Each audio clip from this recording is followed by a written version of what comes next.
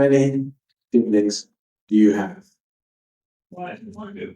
You? 5. Can you guess how many siblings I have? 25 siblings. I grew up in North Bank region of the Gambia, a tiny village in North Bank region of the Gambia. Growing up, we have 25 siblings, for God's sake.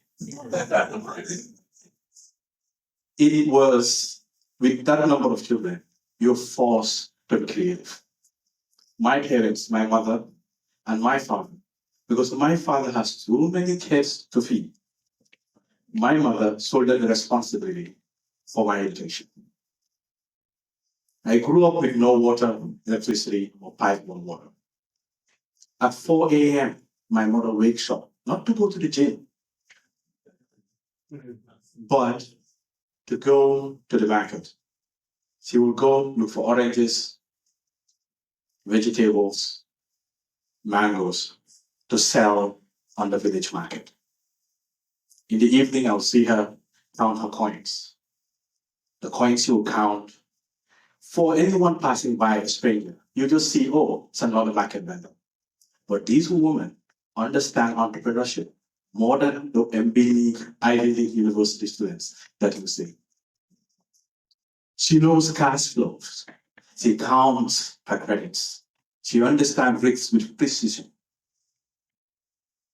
But growing up, my reality was my inspiration to go to school, to leave her one day so that she doesn't put that heavy bucket she carries every day to bring some reality for our house. That was my childhood. But as a student, our school in the village was ended in grade 6. Now I have to leave the village. Excited about leaving the village, going to another community because I have to now move my 7th grade to 9th grade. A beautiful farm will take me in. But because my parents doesn't have money to give them, I have to earn my gift. It means waking up 4 a.m., just like my mother, to go to school each day. Some days I will walk about 3 to 4 kilometers just to go to school after going to the farm and supporting with activities. Now let me tell you, during those times, our education curriculums in the villages, not electricity, no textbooks. In my school standards, I was a good student. But in the entire final examination, I was excited to now go to the city for the first time. My 13 to 15-year-old mind could not comprehend how a big boat, huge as my house, can float in the river without sinking. Excited seeing the paved roads and the street lights of the Acts of Alieu, full with opportunities and excitement that yes, I've made it. I'm in the city. I want to make a difference. As I move through the city, I will Lord on behold, I will be at a small outskirts of the city. Still, no electricity, no pipe, no water. At least my village we have a pump, but this place we have to boil the water to drink it. Now I had to go to school. The exam results came out. I missed the exams by 1 single point. 1. Because of that, no school will take me.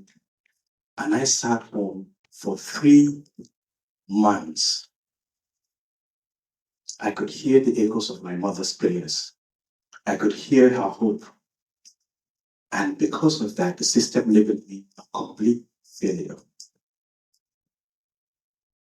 Her hope for a better life, the guilt nearly crossed me. But if you are looking for survival, you don't have time to grow a pity party or have a midlife crisis at age 15. I had to go to the small market. In the market, I will help my guardian at the time. As he was stalling and selling goods, I learned negotiation, business skills, entrepreneurship, and how to understand customers' behavior. in the streets of the market. And I help them build some ledgers and keep records of their transactions on a daily basis. As it happens, that in the weekends, I will carry my donkey cart. I will call from one construction site to another construction site. At those construction sites, I call them my donkey cart MBA. I've learned about negotiation. I've learned how to structure a deal. I've learned how to understand the fundamental economics of business and innovation.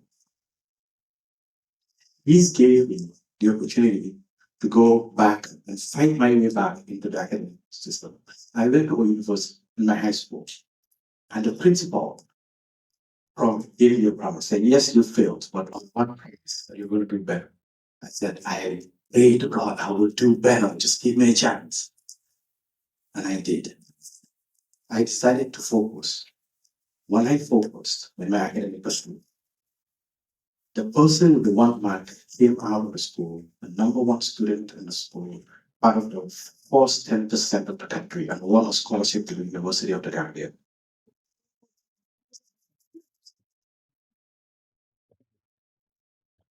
At university, I studied economics. I wanted to understand why the system kicked me out, why our family lives in a perpetual generational poverty. I studied economics. Oh, what I've discovered broke my heart. That the informal sector in our economy is sidelined. If a farmer like my mother or the woman vendor goes to the bank to ask for a loan, they ask for a line title, knowing fully well they don't have the collateral to pay for that loan. This has crushed so many dreams of every young mother's children waking up in Africa, creating those opportunities. Whilst I finished my university, I wanted to make a difference and change that, to make sure elder mothers like mine do not lose their hope because of their children couldn't find the job opportunities to create more. And I founded our country's first business incubator. Pioneering this incubator, we've turned the flip on its head. We've got entrepreneurs, mentors, coaches, and businesses to help entrepreneurs start their own business. People like that young adult who failed, given an option to have a start in life. What we did was interesting. It started paying off. We took one farm from 500 chickens to 36,000 chickens and feeding an entire community. We've turned a school dropout to a tech leader. We've turned a salesperson into a construction development industry. Oh, the world started noticing, and the institutions that saw me out started noticing. As I go invited into these fancy offices to advise on how to build innovation and entrepreneurship, the realities came back to the fundamental challenges that these people writing these solutions have never lived the realities of survival like I did or my mother has done.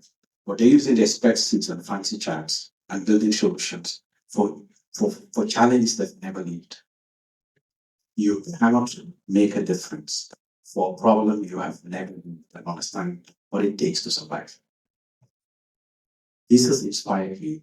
Over the years, we have supported over 1,500 with over 2,000 jobs from the ripple of a monastery. Fast forward, I traveled to the United States and Ivy League University to understand economics, innovation, entrepreneurship. As my professors will explain, fancy 6 letter syllable words about design thinking, lean startup methodology. I understand. I was smiling because I understand. I have learned the intuition it takes to build a business from a donkey cart. Today they have fancy words instead of it. As I moved to Canada to create economic impact, and I talk to entrepreneurs, both as a professional as well as an entrepreneur innovation specialist for this very municipality, which 100,000 businesses call home.